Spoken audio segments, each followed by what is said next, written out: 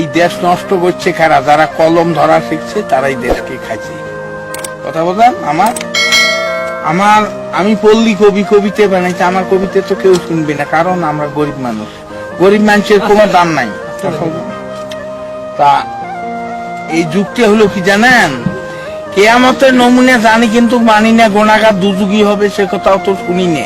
গুন্ডে পান্ডা হারামখোর তারে হলো তোর দিন দুপুরে মানুষ মারে তারে হলো দুনিয়া। কেয়ামতের নমুনা জানি কিন্তু মানি না। সরকারি চাকরি করে, বেতন 5,000, 50,000 টাকা মাসে খরচ দেখি তার, বাকি টাকা কেমনে আসে সে কথা আর বলি না। কেয়ামতের নমুনা জানি কিন্তু মানি না। ডিজেল ভেজাল, পেট্রোল ভেজাল, অকটেন ভেজাল, পদ্মা মেঘনা যমুনা, অর্থাৎ কোম্পানি ভেজাল।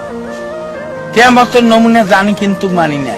ভেবে কয় রাধাবতর সরকার, মানুষ হওয়া কি ছিল দরকার, পশু হওয়া ছিল ভালো, আখিরাতের কাজ করি না, অর্থাৎ পরকালের কাজ করি না। কেয়ামতের নমুনা জানি কিন্তু মানি না।